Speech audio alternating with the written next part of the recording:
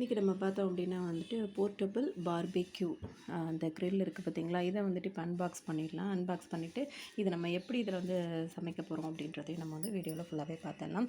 இதோட போர்ஷன்ஸ் இப்படி தான் இருக்கும். இப்போ இதை நம்ம வந்து கொஞ்சம் கொஞ்சமாக இதை ஓப்பன் பண்ணி எடுத்துருவோம். மேலே வந்து பார்த்திங்கன்னா இந்த மாதிரி பேக்கிங் பண்ணுறதுக்காக ஒரு கவர் போட்டிருக்காங்க. இப்போ அதை எடுத்த உடனே பார்த்திங்கன்னா இன்னும் நல்லாவே சூப்பராகவே தெரியுது. இது எப்படி யூஸ் பண்ணலாம் அப்படின்னு சொல்லிட்டு இந்த மாதிரி பாக்ஸ்லாம் வேறு இருக்கும்னு நினைக்கிறேன். எப்படி இருக்குன்னு ஓப்பன் பண்ணி பார்த்துருவோம். இது வந்து பார்த்திங்கன்னா 5 ஸ்டார் ரேட்டிங்கில் கொடுத்துருக்காங்க. க்ரில் அண்ட் சில் அப்படின்ற மாதிரி இருக்குது. அதுக்கப்புறம் இதில் இங்கேயே போட்டிருக்காங்க போர்ட்டபிள் பார்பிக்யூ க்ரில் அப்படின்னு சொல்லிட்டு. இங்கே பேக் சைடில் திருப்பி போட்டோம்னா வந்துட்டு நிறையா லாங்குவேஜஸில் வந்துட்டு இன்ஸ்ட்ரக்ஷன்ஸ் எப்படி யூஸ் பண்ணணும் அப்படின்ற மாதிரிலாம் கொடுத்துருக்காங்க. இப்போ இங்கே வந்து பார்த்திங்கன்னா அங்கே கொடுத்துருக்கிறது நீங்களே அப்படி நீங்கள் படித்து பார்த்துக்கலாம். print and fold upwards 90%, அதாவது 90 degree to the pan. Remove grill from fan and set aside. Lift wings on the both side. I can combine upright position one fold both handles and grill and select off it.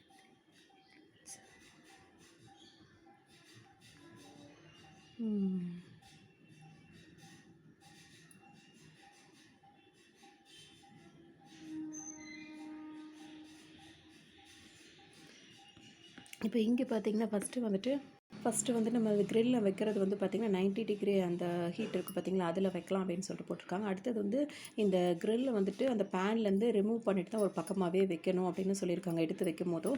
அடுத்தது பார்த்திங்கன்னா left side right சைடெலாம் இருக்கும் பார்த்திங்களா, அதை நம்ம எப்படி use பண்ணுறது அந்த மாதிரி கொடுத்துருக்காங்க. இவ்வளோ தான் இங்கே கொடுத்துருக்குறது. மற்றபடி இதை எப்படி யூஸ் பண்ணாலும் ரொம்ப கேர்ஃபுல்லாக யூஸ் பண்ணுங்கள் அப்படின்ற மாதிரி சொல்லியிருக்காங்க. பாக்ஸ் வந்து ஓப்பன் பண்ணிடலாம். அந்த பாக்ஸ் வந்து இப்படி எடுக்கும்போது பார்த்திங்கன்னா ஒரு பெட்டி மாதிரி கொடுத்துருக்காங்க. அது மாதிரியே ஒரு கவர் இருக்குது. இந்த கவருக்கு அப்புறம் பார்த்திங்கன்னா ஒரு பெட்டி மாதிரி இந்த மாதிரி இப்படி லாக் ஓப்பன் பண்ணுற மாதிரி இருக்குது.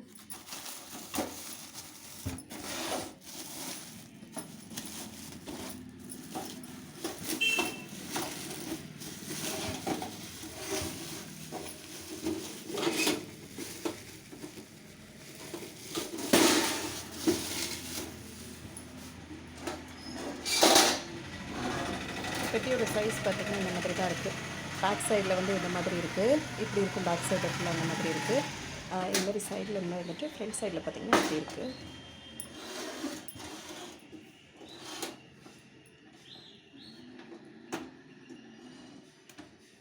இது ரெண்டுமே வந்துட்டு பார்த்திங்கன்னா இப்படி மடங்கி இருந்தது. அதை நம்ம இப்போ ஓப்பன் பண்ணி வச்சாச்சு. இது வந்து ஸ்டாண்டு மாதிரி. அதே மாதிரி இந்த சைடும் கொடுத்துருக்காங்க. இந்த ஸ்டாண்ட் கொடுத்துருக்காங்க 2 பக்கமும். பார்த்திங்கன்னா இந்த மாதிரி நிற்க வச்சுக்கலாம். இந்த மாதிரி இந்த டேபிள் சைஸுக்கு தான் கரெக்டாக இருக்குது. இந்த மாதிரி நிற்க வச்சுக்கலாம். இப்போ இதை ஓப்பன் பண்ணிடலாம்.